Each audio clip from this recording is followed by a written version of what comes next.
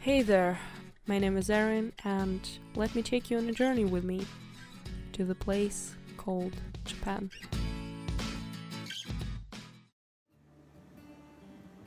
Hey there. Didn't expect me to turn up, did you? So, my family is away right now, and now it's time for me to tell you everything that happened in the past couple of days. So, what can I say about my life here?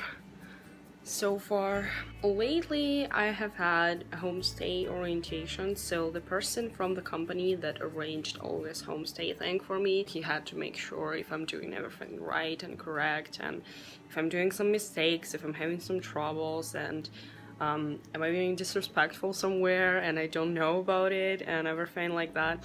So it was nice, it was cool, it was okay, like I did good, I think. And also this person asked me like my link to my YouTube account, so I decided that I have to talk about it because if people are going to search it, so there it is. So with that, to not be speaking only about the homestay orientation but about something else interesting, I'm going to tell about some of my like homestay family updates. They stopped using a lot of katakana words while speaking with me, so, and a lot of like, English translations, because first times I didn't understand a lot of stuff, and that's why they had to translate it a lot.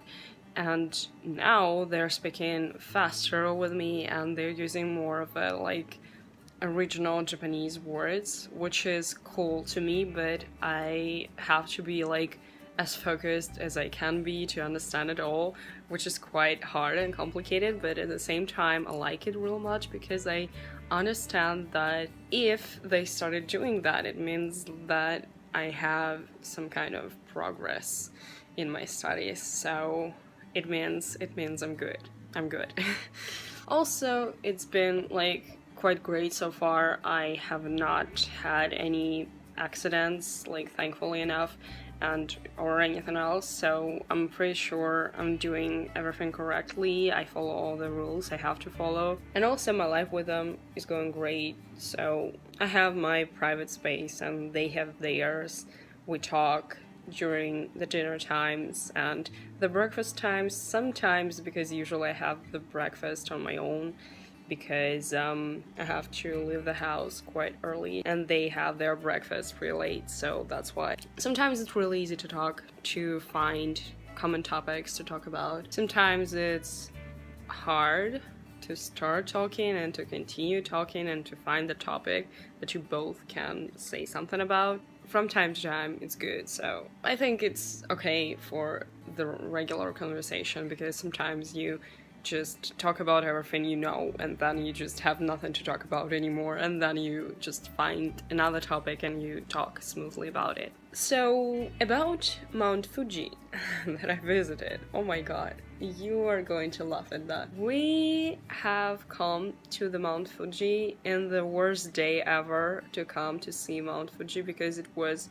really cloudy that day. And we've seen all the mountains that was around us. By the way, the place is real beautiful as well. I took a lot of pictures in there. And everything went smoothly until we realized that we don't see the Mount Fuji itself. So we started looking for it, and then we saw like a little bit of Mount Fuji, like where it starts or something. And then we went to the bus station and asked like, where can we see the Mount Fuji, because we don't really know this place. And the person over there, he said like, oh my god, I'm so sorry, but I'm afraid you can't see it today because it's too cloudy. And we were like, oh my god, we spent so much money on that trip and we didn't even look up the weather in this day, and we freaking didn't see the Mount Fuji as we've come to the Mount Fuji. So we took a lot of funny pics with that cloud that was covering the Mount Fuji. It was really fun, and we had, I don't know about my friend, by the way, she seemed quite upset, but like I had the best time of my life because I was laughing the entire time. And then we were laughing together at those pictures we took. And the moment we were supposed to go back to Tokyo on our bus, we saw the Mount Fuji, how it was like out of the clouds, and we finally managed to take a picture with it. So we took selfies and we took regular pictures, but not like that exact view that we were supposed to see. You know what they would say in my broken Japanese, like Fujigami and I Fujimi, which means like seeing Fuji without seeing it. Yeah, that kind of thing.